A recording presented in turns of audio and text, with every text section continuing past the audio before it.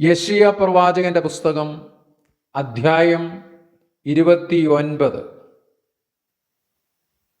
അയ്യോ, അരിയേലേ, അരിയേലേ, ദാവീദ് പാളയമിറങ്ങിയിരുന്ന നഗരമേ, ആണ്ടോടാണ്ട് കൂട്ടുവിൻ, ഉത്സവങ്ങൾ മുറയ്ക്ക് വന്നുകൊണ്ടിരിക്കട്ടെ. എന്നാൽ ഞാൻ അരിയേലിനെ ഞെരുക്കും, ദുഃഖവും വിലാപവും ഉണ്ടാകും. അത് എനിക്ക് അരിയേലായി തന്നെ ഇരിക്കും. ഞാൻ നിനക്ക് വിരോധമായി ചുറ്റും പാളയമിറങ്ങി വാടകോരി നിന്നെ നിരോധിക്കുകയും നിന്റെ നേരെ കൊത്തളമുണ്ടാക്കുകയും ചെയ്യും. അപ്പോൾ നീ താണ് നിലത്തുനിന്ന് സംസാരിക്കും, നിന്റെ വാക്ക് പൊടിയിൽ നിന്ന് പതുക്കെ വരും. വെളിച്ചപ്പാടിൻ്റേതുപോലെ നിന്റെ ഒച്ച നിലത്തുനിന്ന് വരും. നിന്റെ വാക്ക് പൊടിയിൽ നിന്ന് ചിലയ്ക്കും.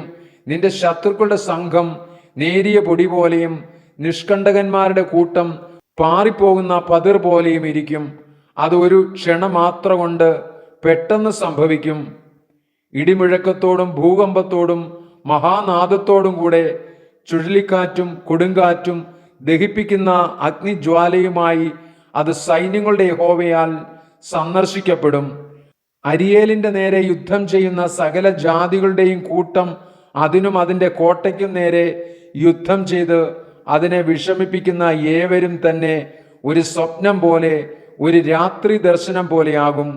വിശന്നിരിക്കുന്നവൻ താൻ ഭക്ഷിക്കുന്നു എന്ന് സ്വപ്നം കണ്ടിട്ട് ഉണരുമ്പോൾ വിശന്നിരിക്കുന്നത് പോലെയും, ദാഹിച്ചിരിക്കുന്നവൻ താൻ പാനം ചെയ്യുന്നു എന്ന് സ്വപ്നം കണ്ടിട്ട് ഉണരുമ്പോൾ ക്ഷീണിച്ചും ദാഹിച്ചും ഇരിക്കുന്നത് പോലെയും സിയോൻ പർവ്വതത്തോട് യുദ്ധം ചെയ്യുന്ന സകല ജാതികളുടെയും കൂട്ടമിരിക്കും.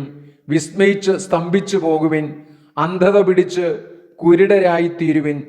അവർ മത്തരായിരിക്കുന്നു, വീഞ്ഞുകൊണ്ടല്ലതാനും. അവർ ചാഞ്ചാടി നടക്കുന്നു, മദ്യപാനം കൊണ്ടല്ലതാനും. യഹോവ ഗാഠനിദ്ര നിങ്ങളുടെ മേൽ പകർന്ന് നിങ്ങളുടെ കണ്ണുകളെ അടച്ചിരിക്കുന്നു. അവൻ പ്രവാചകന്മാർക്കും നിങ്ങളുടെ ദർശകന്മാരായ തലവന്മാർക്കും മൂടുപടമിട്ടിരിക്കുന്നു. അങ്ങനെ നിങ്ങൾക്ക് സകല ദർശനവും മുദ്രയിട്ടിരിക്കുന്ന ഒരു പുസ്തകത്തിലെ വചനങ്ങൾ പോലെ ആയിത്തീർന്നിരിക്കുന്നു.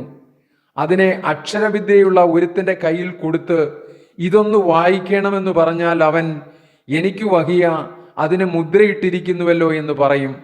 അല്ല, ആ പുസ്തകം അക്ഷരവിദ്യ ഇല്ലാത്തവന്റെ കയ്യിൽ കൊടുത്ത് ഇതൊന്ന് വായിക്കണമെന്ന് പറഞ്ഞാൽ അവൻ, എനിക്ക് അക്ഷരവിദ്യയില്ല എന്ന് പറയും. ഈ ജനം അടുത്തു വന്ന വായ കൊണ്ടും അധരം കൊണ്ടും എന്നെ ബഹുമാനിക്കുന്നു. എങ്കിലും തങ്ങളുടെ ഹൃദയത്തെ അവർ എങ്കിൽ നിന്ന് ദൂരത്ത് അകറ്റിവെച്ചിരിക്കുന്നു. എന്നോടുള്ള അവരുടെ ഭക്തി മനഃപ്പാഠമാക്കിയ മാനുഷകൽപ്പനയത്രേ. ഇതു കാരണത്താൽ ഞാൻ ഈ ജനത്തിന്റെ ഇടയിൽ ഇനിയും ഒരു അത്ഭുത പ്രവൃത്തി, അത്ഭുതവും ആശ്ചര്യവുമായ ഒരു പ്രവൃത്തി തന്നെ ചെയ്യും. അവരുടെ ജ്ഞാനികളുടെ ജ്ഞാനം നശിക്കും, അവരുടെ ബുദ്ധിമാന്മാരുടെ ബുദ്ധിയും മറഞ്ഞു പോകുമെന്ന് കർത്താവ് അരുളിച്ചെയ്തു.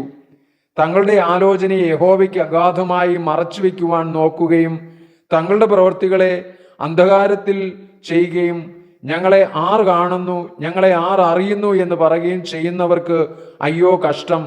അയ്യോ, ഇതെന്തൊരു മറിവ്! കുശവനും കളിമണ്ണ് ഒരുപോലെ എന്ന് വിചാരിക്കാമോ?